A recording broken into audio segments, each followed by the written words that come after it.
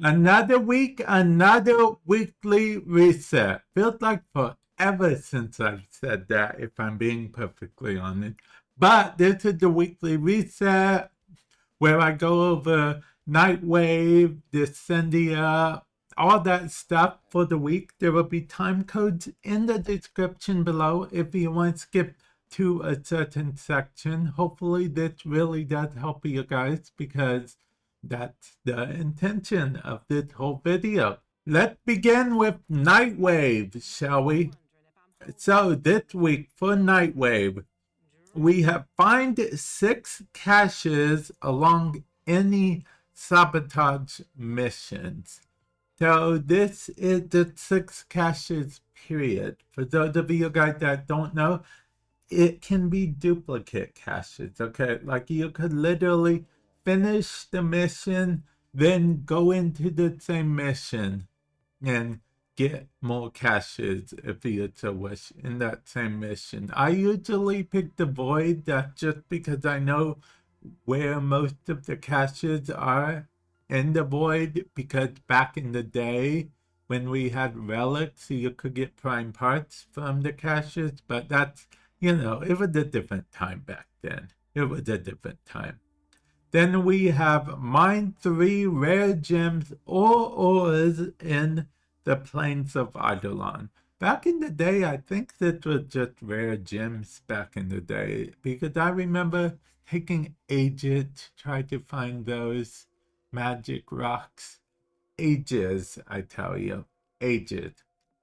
Then we have defeat 5 void angels in the Zoma. Now, I believe the bug has been fixed, okay?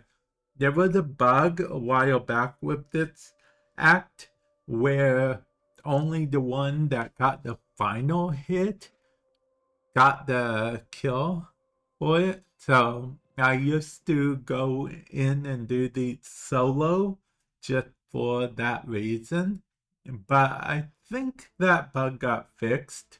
Feel free to let me know comment section below if you have that trouble still, if you go in on the public and even though you've hit the angel at least once, you still didn't get credit for the defeat. Feel free to let me know. Then we have unlocked 10 relics. This is just 10 relics, period. You can unlock them all throughout the week, or you can just do 10 relics. It doesn't need to be still path.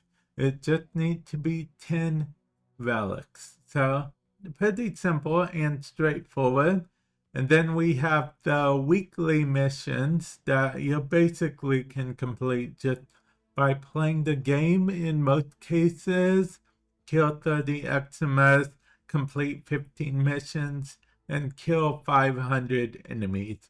Then we go to the rewards, where I'm going to hover over all of these so you guys can see what they are, to see if you want to pick up any of them, because there are some for weapons as well. These are basically mods that were available. Some of them were available in the past Nightwave, so that's always good to see those, right? You can pick up if you want. Physique is okay, but I wouldn't recommend it as if you have nothing better, physique is fine, but or you gotta catch them all, then physique is great, right? Gotta catch them all, gotta catch them all.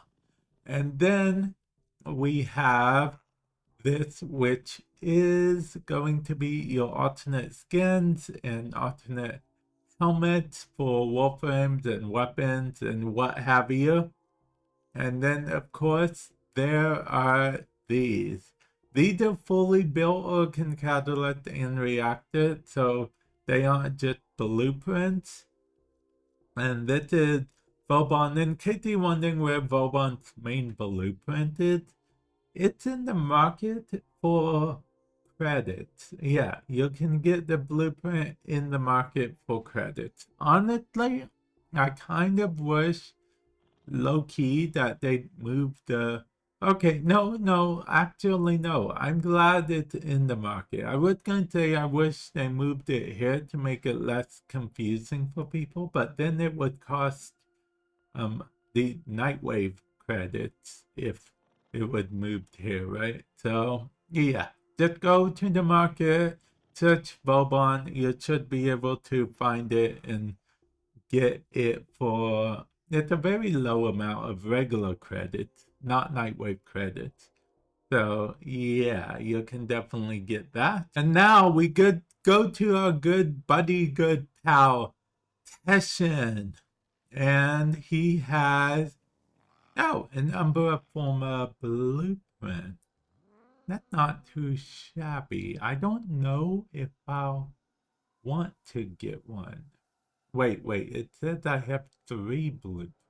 Wait, why do I have 3 blueprints? Why do I have 3 blueprints? You know what? You know what? That's a story for another day, I suppose. It will cost you 150 steel essence if you want to pick up the Umbra Forma blueprint from Teshin.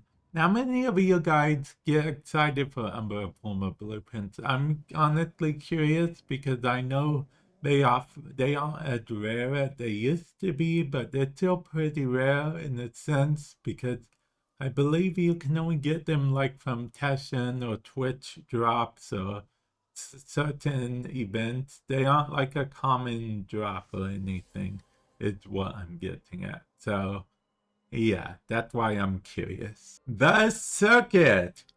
We have Loki, Mag, and Rhino. I'm going to choose Mag, but you can choose any frame you so choose. I chose Mag because I have all the normal frames and whatnot. So, yeah, I chose Mag just because I can. But you will get one of her augments if you choose her. So, that's pretty cool. Then if we go over to the Steel Path variant, if you have all of these Incarnon adapter like I do, you can come over here and choose 2. I'm choosing these 2 for reasons, because reasons, just in case I want to do the circuit sometime throughout the week. I don't usually, not even on stream usually, but I like the option to be able to just get right into it without having to go through all the choosing of everything. Archon Hunt. This is the Archon for the week. This is the reward. Well, an Archon shard is the reward.